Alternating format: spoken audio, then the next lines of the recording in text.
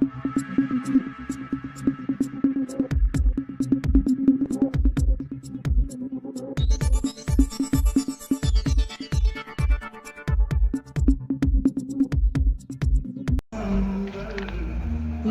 દર્શક મિત્રો, હું છું દક્ષા પ્રજાપતિ. કેપીટીવી ગુજરાતી ન્યૂઝ ચેનલમાં આપનું હાર્દિક સ્વાગત છે.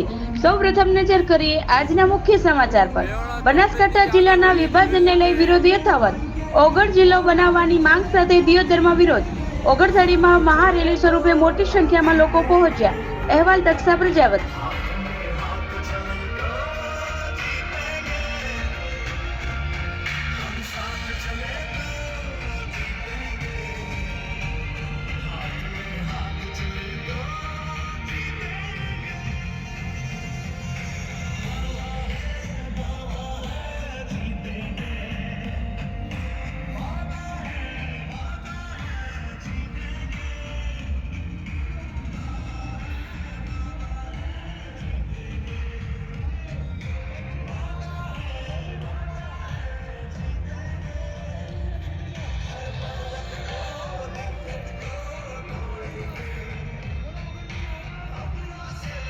જિલ્લા સંકલન સમિતિ છેલ્લા 15 દિવસથી જ્યારથી બનાસકાંઠા જિલ્લાનું વિભાજન થઈ વાવથરા જિલ્લો બનાવ્યો ત્યારથી ધરણા આંદોલન, બજાર બંધોનું વિવિધ કાર્યક્રમો આપી રહી છે.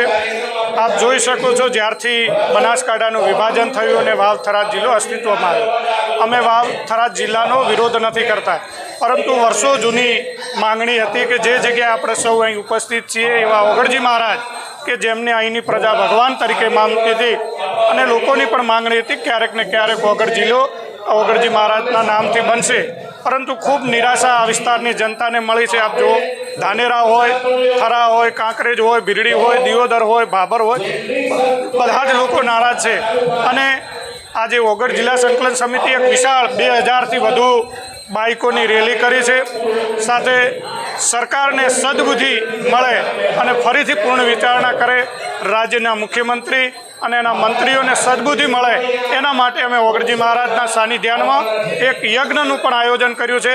અને આ યજ્ઞનો ઉદ્દેશ છે કે હે ગુરુદેવ, હે ઓગળજી મહારાજ, આ સરકારને તમે સદબુદ્ધિ આપો અને અમારી જે માંગણીઓ છે એ માંગણીઓને સરકાર કંઈક અંશે સારું વિચારે એવી પણ આજે અમે સૌએ વિનંતી કરી છે. અમારી સાથે આજે અનેક પ્રજાજનો, અનેક વિદ્વાન લોકો પણ જોડાયા છે. પૂર્વ વિધાનસભાના અધ્યક્ષશ્રી હોય, ધારાસભ્યશ્રી પણ આવવાના છે. તાલુકા ભાજપનું સંગઠન પણ જોડાયું છે, તાલુકા કોંગ્રેસનું પણ અમારું સંગઠન જોડાયું છે. ત્યારે આ એક બિન રાજકીય આંદોલન ઊભું થયું છે. એમાં ભાજપ, કોંગ્રેસ અને સ્વયંભૂ પ્રજા આપ જોઈ શકો છો.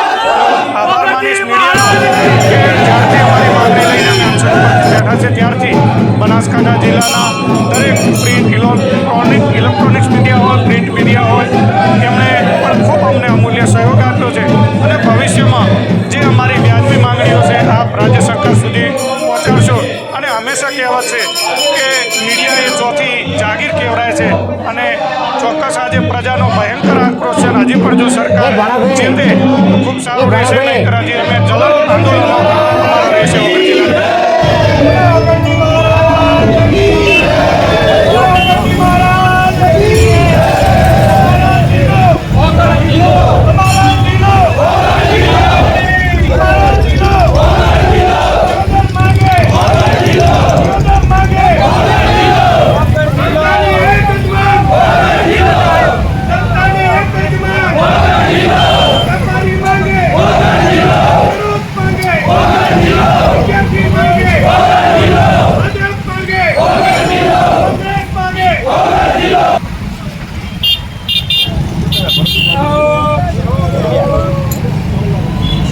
Yeah.